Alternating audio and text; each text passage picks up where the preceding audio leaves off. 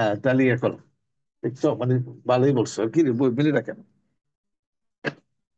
বসে না, বই পাশে আছে। ক্যারিয়ার প্ল্যানটা খোলো। কত নম্বর পেজ বলছিলাম, মনে পড়ে? কোনটা কোনটা পড়তে বলছিলাম? Employability, chapter 8। Sir 215 number page sir, career development stages or cycle. আরেকটা বলছিলেন স্যার, আরেকটা দেখে আসার জন্য যে টিপস ফর 215। Promoting career.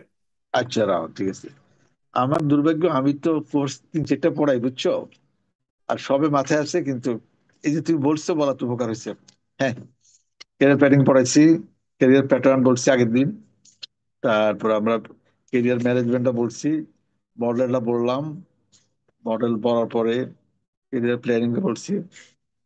আজকে আপাতত আমরা এটা বলবো বেশি, ক্যারিয়ার ডেভেলপমেন্ট সাইকেল না, ডেভেলপমেন্ট সাইকেল, পেজ 215। হ্যাঁ, আসো, জি ঠিক স্যার। আছে।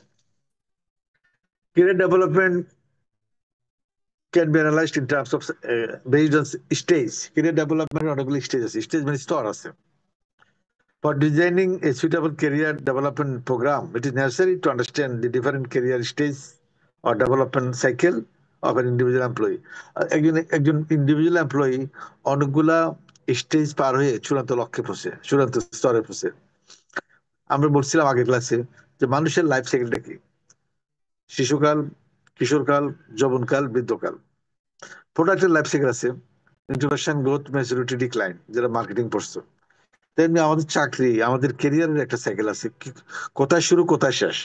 এই শুরু শেষের মধ্যে 5টা স্টেজ আছে: exploration, establishment, mid career, late career and decline. ঠিক আছে? 215। আমার বই লাগবে না, আমার তো মাথা, আমি সামারিটা বলবো। যে এক্সপ্লোরেশন আছে, you have to investigate and make inquiry which career is good for you, which career available for you. এই স্টেজে তুমি ইনভেস্টিগেট করবা, ইনকোয়ারি করবা যে তুমি যে ক্যারিয়ারটা খুঁজছো সেটা পাচ্ছ কিনা। আমাদের দেশে আসলে ওইভাবে খোঁজা হয় না, কারণ আমাদের দেশে জব খুব কম, মানুষ বেশি। হলে আমরা যা পাই তাই খাই, যা পাই তাই সে কাজে করি। কিন্তু ডেভেলপমেন্টে মানুষ তার সুজেন ফিল্ডের বাইরে খুব একটা যায় না। তাহলে হ্যাঁ, হ্যাঁ, এই এই সাউন্ড আসে, একটু ইয়ে করো, মিউট করো। হ্যাঁ, হ্যাঁ। তো আমি যেটা বলছিলাম, হ্যাঁ, শুনতে পাচ্ছ? মাঝে মাঝে আবার উত্তর দিও। শোনা যাচ্ছে? জি স্যার, শোনা যাচ্ছে জি স্যার। স্যার, জি স্যার, হ্যাঁ। শোনা যাচ্ছে। তাহলে ডেভেলপ কান্ট্রিতে ডিমান্ড সাপ্লাই ম্যাচিং হয়। তো ডিমান্ড সাপ্লাই ম্যাচিং হলে আমি যা আছে তাই পাবো। কিন্তু আমাদের মতো দেশে, যেখানে জনবহুল দেশ, যেখানে শিক্ষিত লোক বেশি বেকার, সেখানে দেখো, তাহলে এই স্টেজে আমি ইনভেস্টিগেট করবো, ইনকোয়ারি করবো যে আমি যে ক্যারিয়ারটা খুঁজছি সেটা পাচ্ছি কিনা। I have to make investigation, inquiry to find out the job or career I like most. তাহলে graduates, after completion your formal education, you have to explore for suitable job. It occurs before employment. Employment আগে বিকশিত হয়। Job seekers in the meantime finish their undergraduate or graduate program. In this stage, the employees build expectation for his career. তার expectation গুণ করে সে খোঁজ খবর পায় কোন চাকরিটা, কোন জবটা বেটার হবে, বা কোনটার জন্য সে রেডি ছিল। অনেক সময় সে মাইন্ড চেঞ্জও করে। হয়তো সে আন্ডার গ্রাজুয়েট মনে করছে সে বিসিএস দেবে, পরের দিন না, সে বিসিএস দেবে না, সে ব্যাংকে যাবে। পরে কেন ব্যাংক ভালো না, তার থেকে মাল্টিনেশনালে যাবে। সে এই মুহূর্তে এক্সপ্লোর করতে করতে তার প্রত্যাশার পরিবর্তন হয়। Graduates must understand their talent, interest, skill, personality, strength, and weakness to choose the right career. গ্রাজুয়েটরা, চাকরি সন্ধানীরা আন্ডারস্ট্যান্ড, কি বুঝবে? তার ট্যালেন্ট, তার ইন্টারেস্ট, তার স্কিল, তার ব্যক্তিত্ব, তার স্ট্রেংথ, তার weakness, before choosing the right career. College internship অনেক সময় ইংল্যান্ড আমেরিকাতে, বাংলাদেশে হয়। আমরা বিবিতে বা অনার্স মাস্টার্সে, আমাদের বিশেষ করে আমাদের ফ্যাকাল্টিতে আমরা 3 থেকে 6 মাসের একটা ইন্টার্নশিপ করি। তো ইন্টার্নশিপ করলে ওই কোম্পানির সাথে পরিচয় হলে সে বুঝতে পারে ওই জবটা তার জন্য সুইটেবল কিনা, অ্যাডজাস্ট করে কিনা, অথবা ওই এমপ্লয়ারের সাথে তার একটা সম্পর্ক ডেভেলপ করে। তো সম্পর্ক ডেভেলপ করলে যদি if he find that organization is right for him, he may find a job. America, কানাডাতে এইভাবে প্রচুর লোক জব পায়, প্রায় 50% লোক জব পায় থ্রু ইন্টার্নশিপ। বাংলাদেশে আমাদের সময় প্রচুর পেতো, এখনো 10% ছেলে মেয়েরা ইন্টার্নশিপে জব পেয়ে যায়। তাহলে এই কথাটা দেখো, কলেজ ইন্টার্নশিপ আর an excellent exploration tool Individuals are given an opportunity to see their future co-worker firsthand and to do a real job. Internship মাধ্যমে আমরা আমাদের ভবিষ্যতের মালিককে খুঁজে পাই এবং আমাদের ভবিষ্যতে যারা আমার সহকর্মী হবে তাদের সাথে পরিচয় হয়। The internship may provide scope for getting a job. Exploration is preparation for work. Exploration হচ্ছে কাজের জন্য প্রস্তুতি নেওয়া। Our career choices are affected by the advice and example of our relatives, teachers, friends, coach and career counselor. আমাদের career choiceটা আমাদের exploration স্টেজে আমরা যাদের দ্বারা উপকৃত হই, যারা আমাদের অ্যাডভাইস দেয় বা আমাদের সামনে যারা এক্সাম্পল হিসেবে কাজ করে, তারা কারা? তারা আমাদের রিলেটিভ, আত্মীয় স্বজন, আমাদের শিক্ষক, আমাদের বাপ মা, আমাদের বন্ধু বান্ধব, আমাদের কোচ হিসেবে কাজ করে, অথবা বিদেশে আছে ক্যারিয়ার মেন্টর বা ক্যারিয়ার কাউন্সিলর। আমেরিকাতে ক্যারিয়ার কাউন্সিলর আছে, তুই বলবা যে আমি এই লাইনে পড়াশোনা, এই আমার ভালো দিক, এই আমার খারাপ দিক, বলো তো আমার জন্য কোন ক্যারিয়ারটা সুইটেবল। এটাকে বলে ক্যারিয়ার কাউন্সিলিং। তারা একটা ফি নেয়, ফি নিয়ে তোর জন্য একটা রাইট জব তারা বলে দেয়। দি decision regarding career choice is also influenced by the financial resource of the family, social influence, and media influence, newspaper, magazine, TV, film ইত্যাদি ইত্যাদি। আমি কোন ক্যারিয়ারটা চয়েস করব এটা বিভিন্ন বিষয় দ্বারা প্রভাবিত হয়।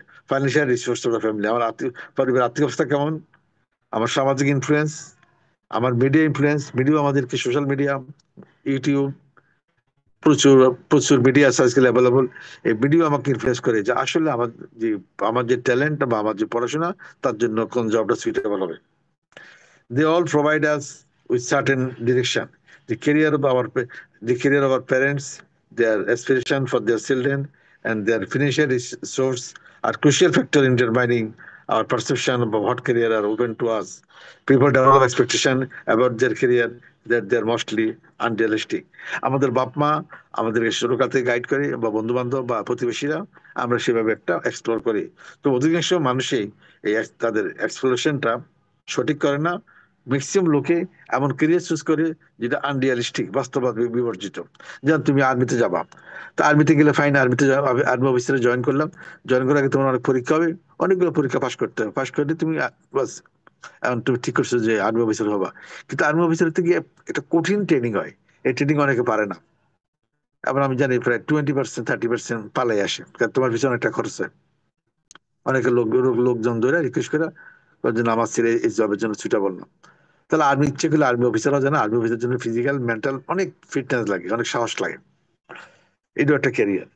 এরপরে হচ্ছে এস্টাবলিশমেন্ট যে আমি জবটা পেয়ে গেলাম, জবটা পেয়ে গেলে এখন নিজের প্লারিশ করবো, নিজের আরো একটু উন্নত করবো। This stage is characterised by making mistake. এই সময় অনেক ভুল হবে, আমি ভুল থেকে শিখবো এবং আমি নতুন নতুন নতুন দায়িত্ব নিব। Employees spend more time to be an excellent performer. ভালো হওয়ার জন্য সে অফিসে প্রচুর সময় দিবে। It is a time that begins with uncertainty, anxiety and risk. এই এস্টাবলিশমেন্ট স্টেজে প্রচুর থাকবে অনিশ্চয়তা, ঝুঁকি, উদ্বেগ ইত্যাদি, কারণ তোমার অনেক ভুলভ্রান্তি হবে, তোমাকে প্রচুর সময় দিতে হবে।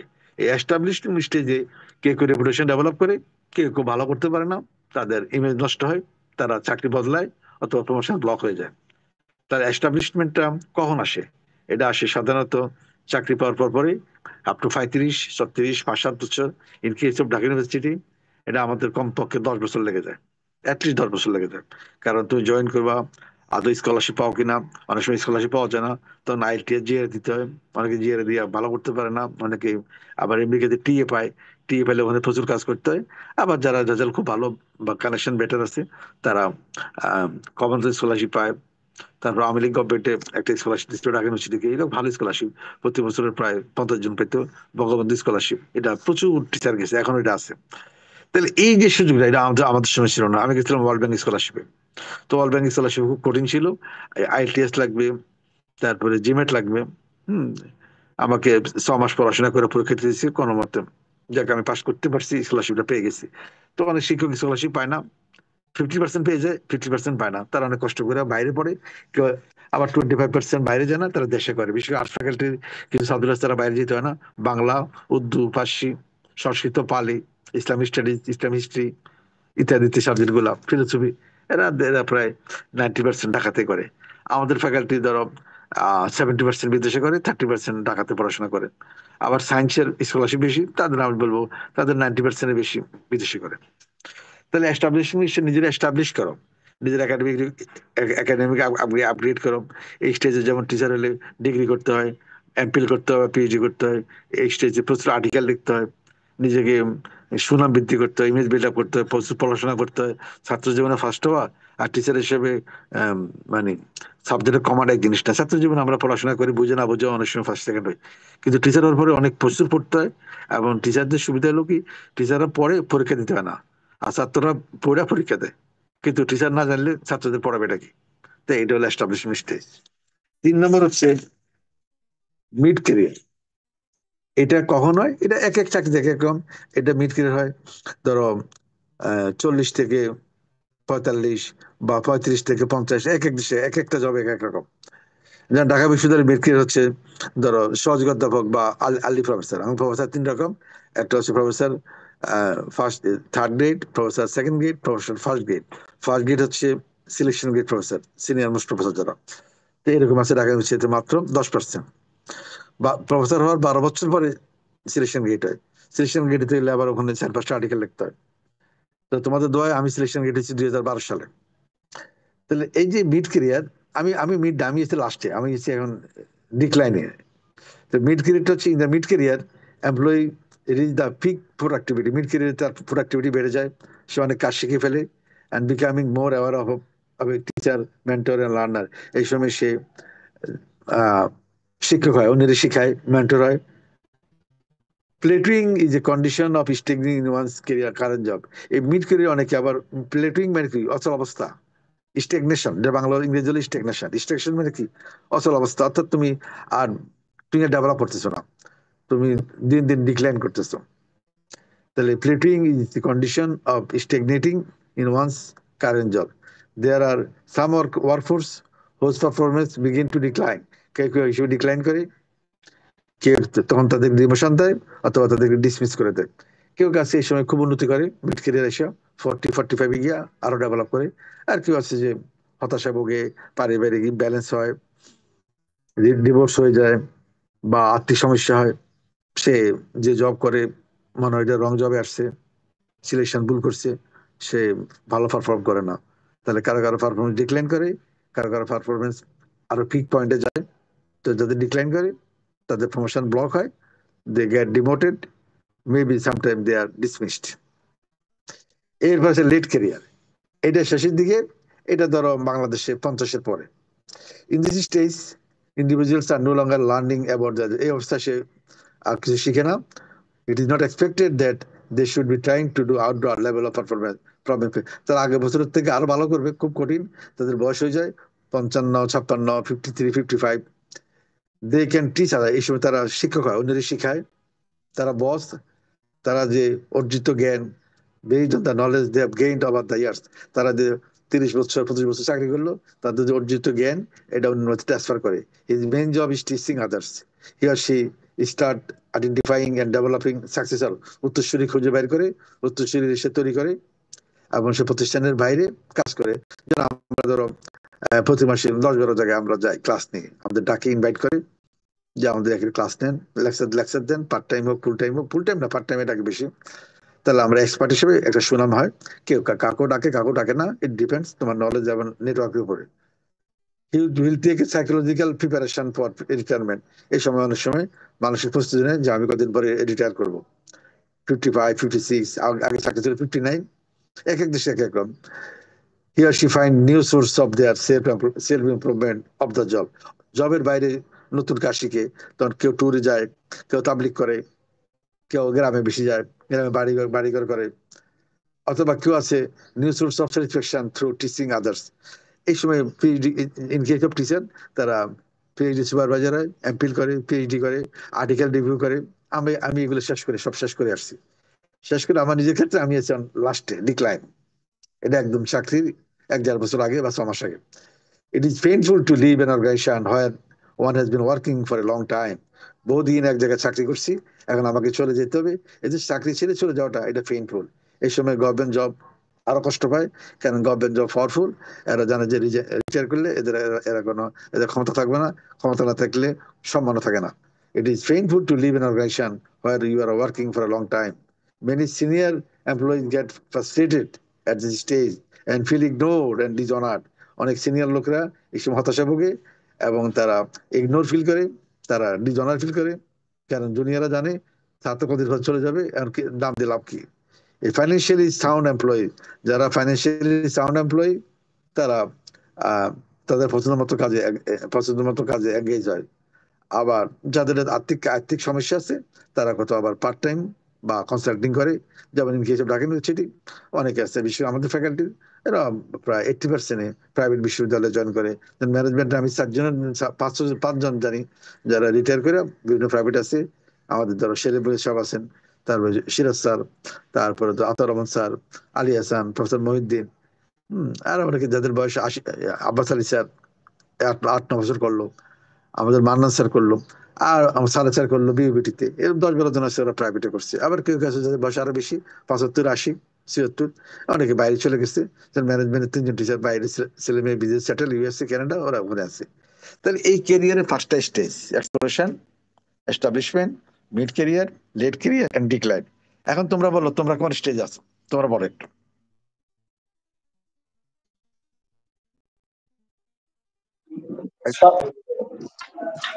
তোমরা আছে এখন, এখনো পর্যন্ত এক্সপ্লোর আমার করছি মনে হয় স্যার। তোমরা আছে, কেউ আছে এক্সপ্লোরেশনে, কেউ আছে এস্টাবলিশমেন্টে, তাই না? আচ্ছা, এস্টাবলিশমেন্টে যে আছে একজনে বলো তো, একজন বলো, যেখানে একজন বলো, যারা এস্টাবলিশমেন্ট স্টেজ আছে একজন বলো। আমি যা যা বলছি মিলে কিনা। এইসবে লার্নিং করতে হয়, সে আরো শিখতে হয়, লার্নিং করা, আরো শিখা। হম কারো পারফরমেন্স বাড়তে থাকে, কারো পারফরমেন্স ডিক্লাইন করে, রেপুটেশন বিল্ড আপ করে। এই সময় প্রচুর ভুল হয়। আমরা we learn from mistake, no mistake no success. সবসময় ভুল করবা, ভুল থেকে শিখতে হয়। ভুল থেকে আমরা শুদ্ধ হই। হয়তো আদম ভুল করছে, আদম ভুল করে উনি একদম শুদ্ধ হয়ে গেছে। হযরত ইউনূস ভুল করছে, কি ভুল করছে? হযরত ইউনূস আল্লাহর সাথে আল্লাহর সাথে রাগ করেনি, উনি এলাকার লোকদের বলছে যে তোমরা আল্লাহর উপর ঈমান আনো, আল্লাহ আল্লাহ এক, অদ্বিতীয়, তার কোনো শিরিক নেই, শরিক নেই, ইত্যাদি ইত্যাদি।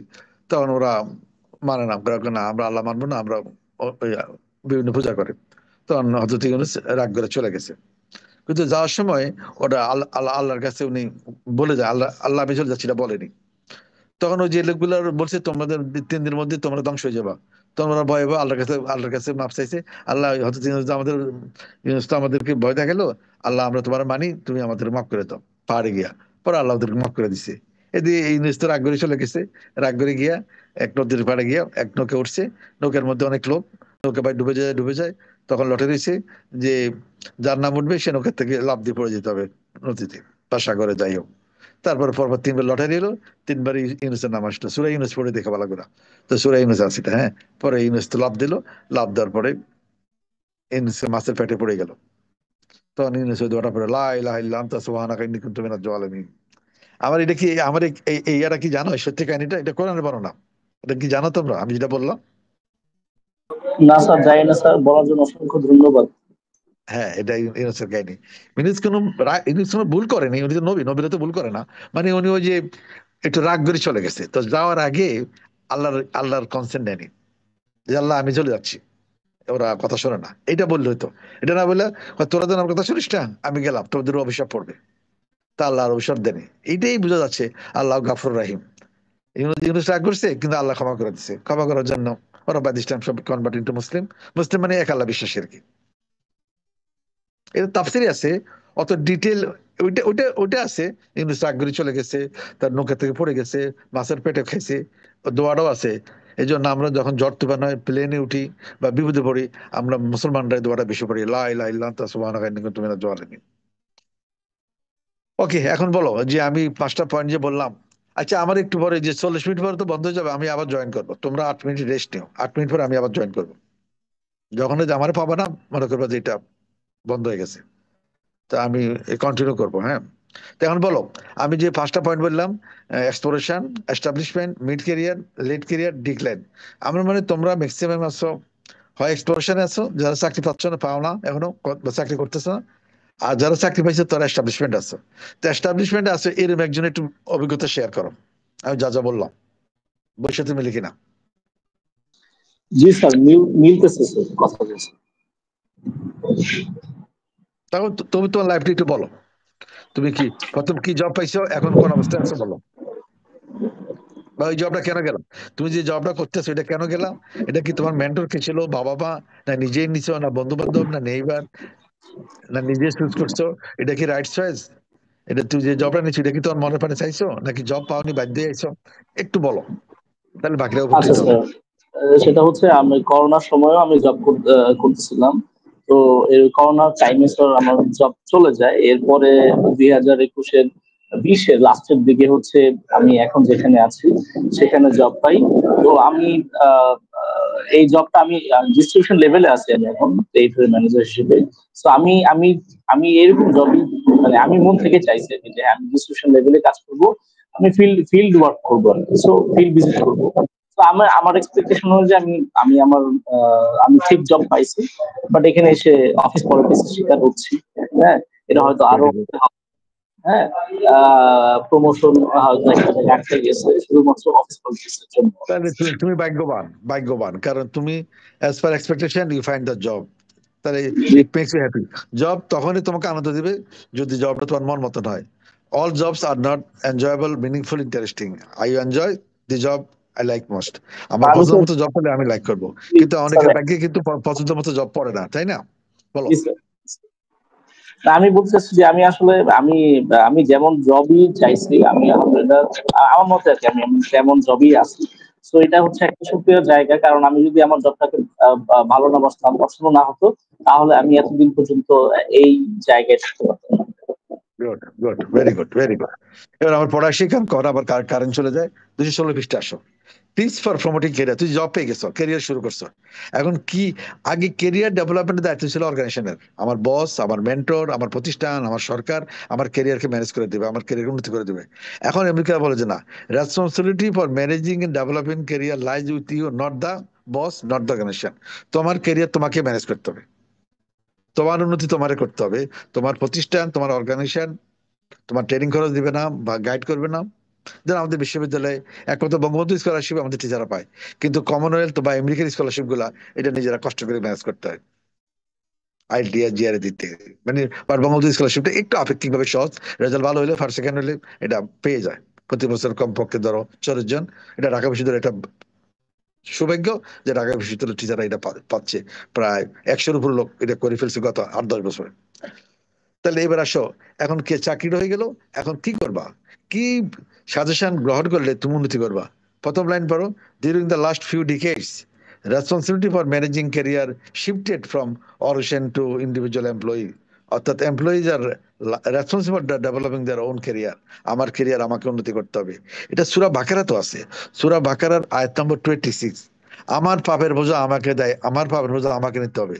অর্থাৎ I can not shift my responsibility, I can not, আমার পাপ বলো পুণ্য বলো, আমার পাপটা আমাকে বহন করতে হবে, পুণ্য হলো আমাকে, আমি আমি এনজয় করবো। I enjoy my great work, I suffer my sin, sin মানে পাপ।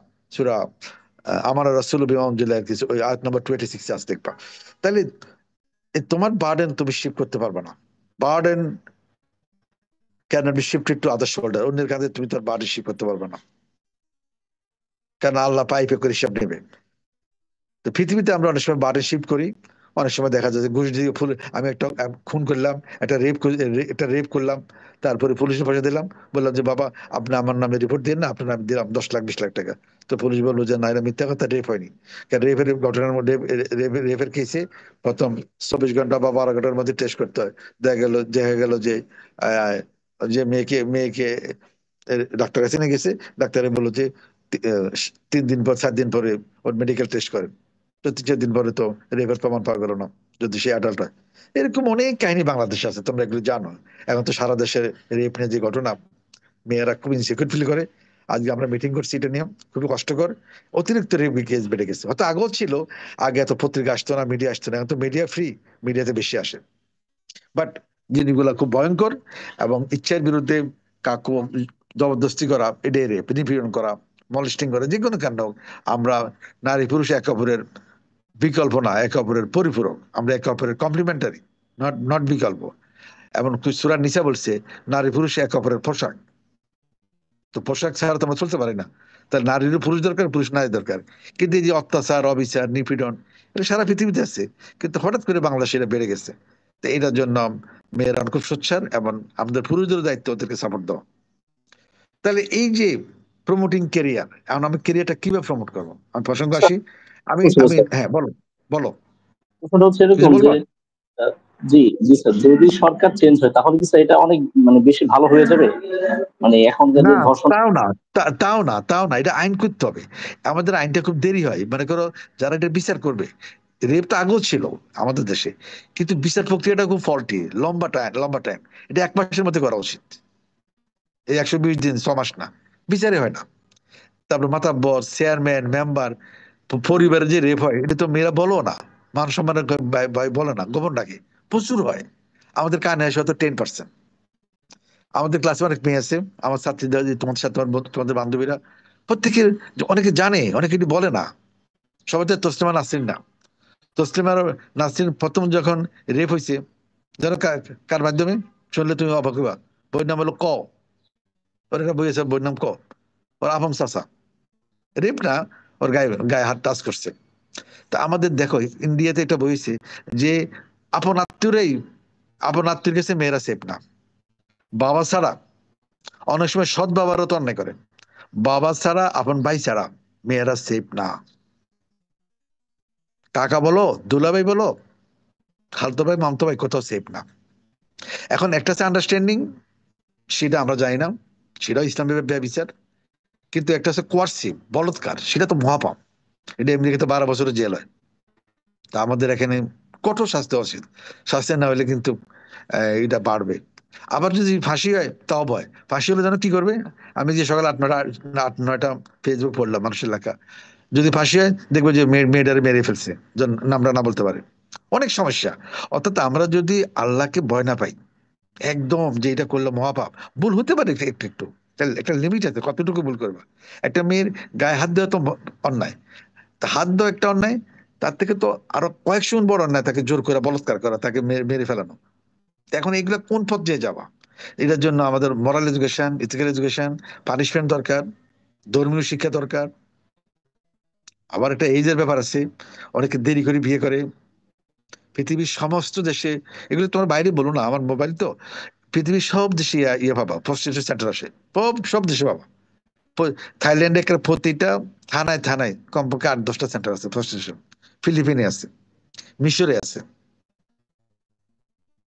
তো এখন এখন এগুলো আদিম যুগ থেকে আছে।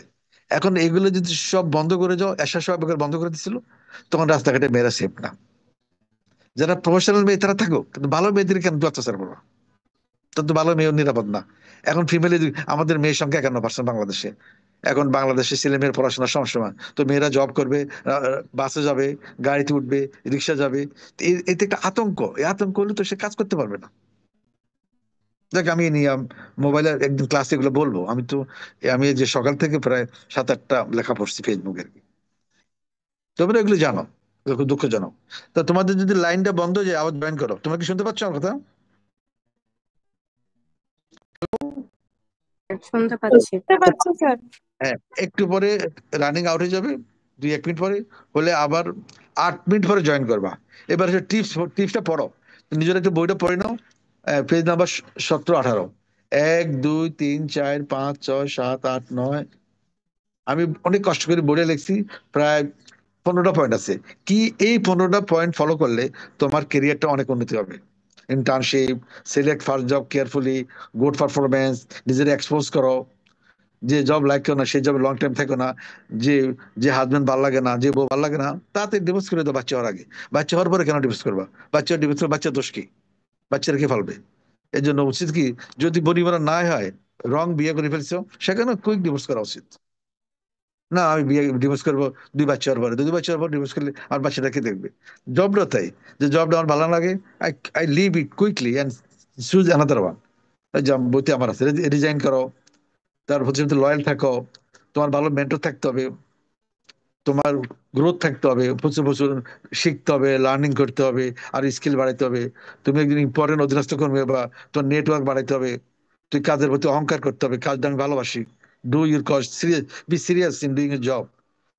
ক্ষমতার কাঠামো কি বুঝতে হবে, কার সাথে খাতির করলে, কার সাথে ঘুরলে, কার সাথে সম্পর্ক ডেভেলপ করলে আমার প্রমোশনটা কুইক হবে। Support your boss, don't criticize the boss, keep skill current, keep a positive attitude, knowledge of the office politics. আমি আবার বলবো, এই 10-12টা পয়েন্ট আছে, এই 10-12টা পয়েন্ট ফলো করতে পারলে জীবনে তোমরা শাইন করবে একদম। এটা আমি অনেক কষ্ট করে লিখছি, প্রচুর বই দেখে। আমি নিজে এই সবটি ফলো করতে পারিনি, আমি হয়তো এখানে 5-7টা ফলো করছি। আর যদি না পারো শেষেরটা, ডু অফিস পলিটিক্স। যার গতি নেই সে পলিটিক্স করো। আওয়ামী লীগের সময় আওয়ামী লীগ, বিএনপির সময় বিএনপি, সমন্বয়ের সময় সমন্বয়, জামাত সময় জামাত। দেখবা যে কিছু লোক আছে সবসময় দল বদলায় জীবনে শাইন করে। কাজ কামে কাজে ভালো না, কিন্তু politics expert, they also do good. আমার নাম্বারটা রাখো, যদি আমার না পাও আমার ফোন করো, আমিও জয়েন করবো। নাম্বার তো জানো না? স্যার হ্যালো, বলেন নাম্বার।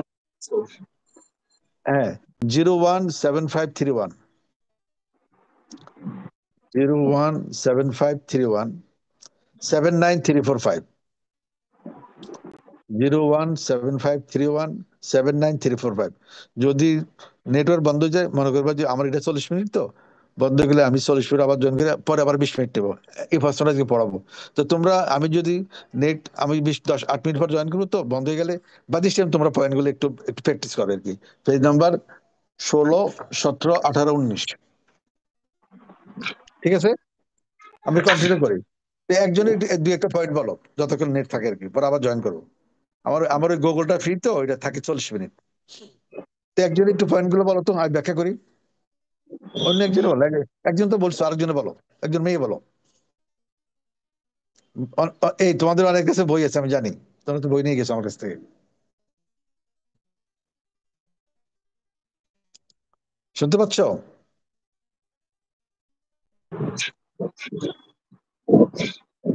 হ্যাঁ, বই থেকে পয়েন্ট বলো।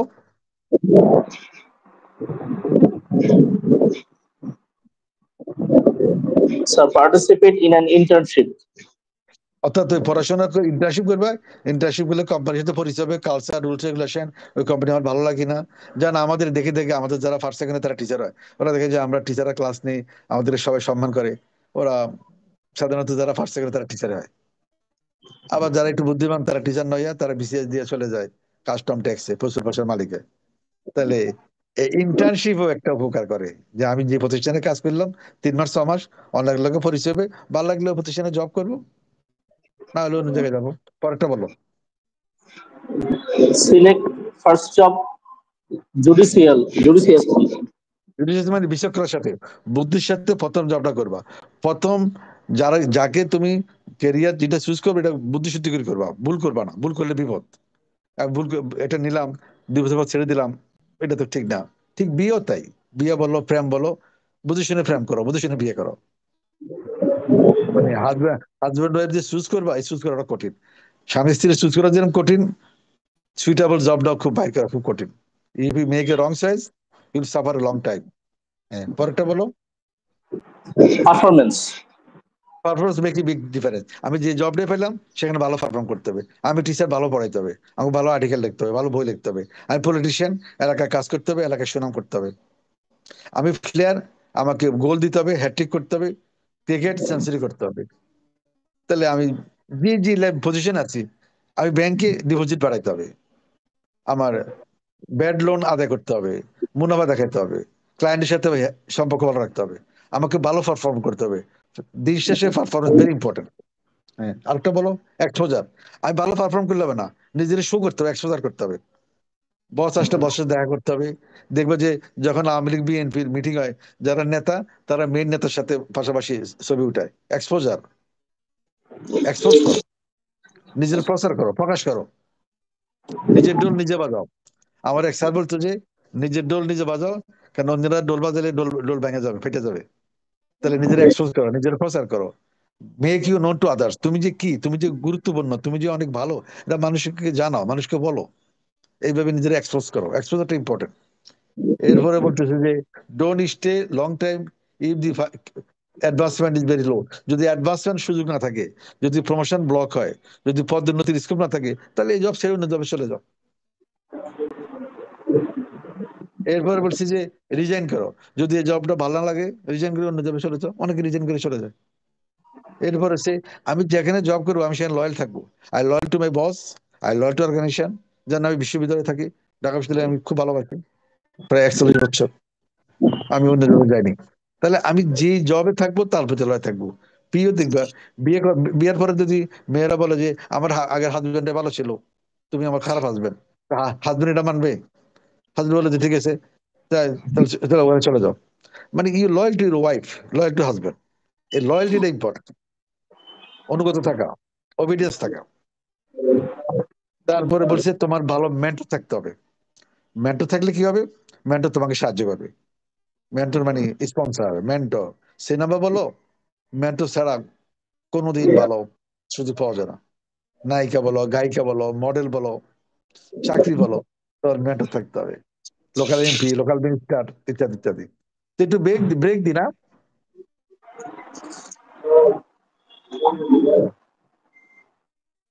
আমি তো রোজা রোজা তো একটু ব্রেক দিই, তো 10 মিনিট পরে জয়েন করো। 4টা 25 জয়েন করবো স্যার, 4টা 25-এ।